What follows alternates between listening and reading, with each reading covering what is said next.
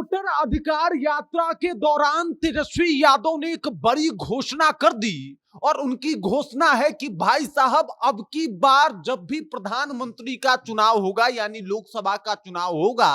तब हम सब लोग मिलकर राहुल गांधी को प्रधानमंत्री बनाएंगे। मतलब पुरजोर तरीके से राहुल गांधी के समर्थन में उतर गए हैं तेजस्वी यादव और ये सब कुछ बता रहा है कि विधानसभा चुनाव का असर जो है वो अब लोकसभा चुनाव के ऊपर भी पड़ने वाला है। और इसके अलावा तेजस्वी और राहुल की दोस्ती का ये नया आगाज आप कह सकते हैं। पूरी कहानी क्या है सब कुछ आपको विस्तार पूर्वक बताएंगे और किस तरीके से राहुल और तेजस्वी का अपना रिश्ता बहुत बेहतर हो गया है जिसका असर चुनाव में भी दिखेगा ये भी आपको समझाएंगे। लेकिन उससे पहले मेरा परिचय जान लीजिए। मेरा नाम है रजत और आप जनता जंक्शन देख रहे हैं। आपको बता दूं कि तेजस्वी यादव और राहुल गांधी की जो ये जोड़ी है वो बहुत ज्यादा हिट होती हुई दिखाई दे रही है। खास करके बात की जाए तो जब ये वोटर अधिकार यात्रा शुरू हुआ है, आज ये तीसरा दिन है, टीम नवादा पहुंची हुई है और नवादा में दोनों नेता आसपास बैठते हैं,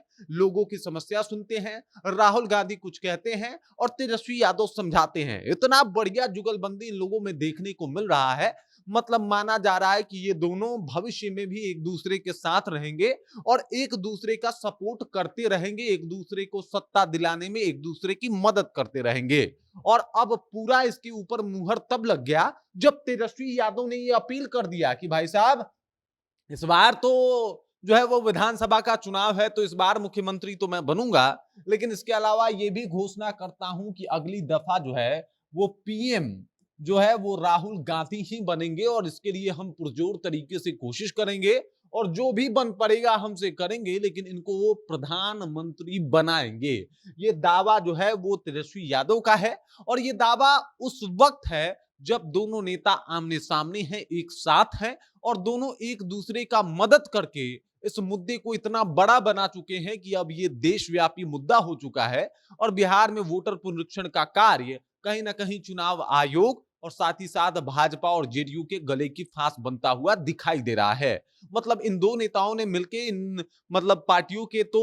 नाक में दम किया ही है, लेकिन अब दोनों का साथ चर्चा में है। चर्चा में इसलिए है क्योंकि दोनों युवा के तौर पे देखे जाते हैं, युवा नेता माने जाते हैं, दोनों एक साथ आ भी गए हैं, दोनों बहुत बढ़िया से एक दूसरे को समझना शुरू भी कर चुके हैं। और अगर कभी आप मंच पे देखिएगा तो दोनों अगल बगल बैठते हैं, एक तरफ तेजस्वी यादव बैठते हैं, दूसरी तरफ राहुल गांधी बैठते हैं, लोगों की समस्याओं को सुनते हैं। तेजस्वी यादव जो है वो समझाते हैं और राहुल गांधी कहते हैं कि इसको किस तरीके से ठीक किया जा सकता है। मतलब इतना बढ़िया जुगलबंदी, इतना बढ़िया साथ, इतना बढ़िया दोनों का एक साथ जो है वो रहना, ये इस बात के ऊपर मुहर लगाता है कि जिस तरीके से यूपीए के सरकार में लालू यादव की भूमिका थी, ठीक वही भूमिका राहुल गांधी के सरकार में आने के बाद तेजस्वी यादव की रहने वाली है और इसी भूमिका पे तेजस्वी यादव काम भी करने वाले हैं। साथ ही साथ इस बात के ऊपर भी मुहर लग गया कि कांग्रेस तो बात नहीं सुनती तेजस्वी यादव की,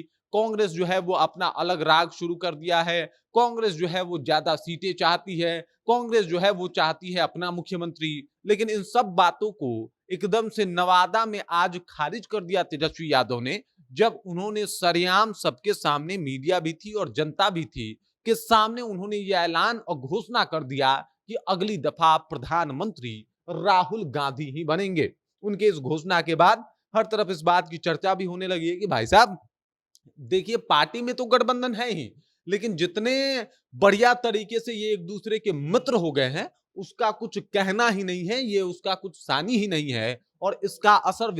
बिहार के विधानसभा के चुनाव के साथ साथ जो है वो लोकसभा चुनाव, आने वाले लोकसभा चुनाव में भी देखने को मिलेगा। दोनों की दोस्ती की मिसालें दी जा रही है और माना जा रहा है कि भाई साहब ये लंबा रिश्ता चलने वाला है। और जो ये लोग कहा करते थे कि गठबंधन में टूट पड़ेगा, गठबंधन बिखर जाएगा, अब ऐसा होता हुआ दिखाई नहीं दे रहा। बाकी इस खबर, इस जानकारी को लेके और जो तेजस्वी यादव ने ऐलान करा है उस ऐलान को लेके आप क्या सोचते हैं, आपके जहन में क्या कुछ चल रहा है, कृपया कमेंट कीजिए और अपना विचार हम तक पहुंचा दीजिए। बाकी आप देख रहे हैं जनता जंक्शन और मेरा नाम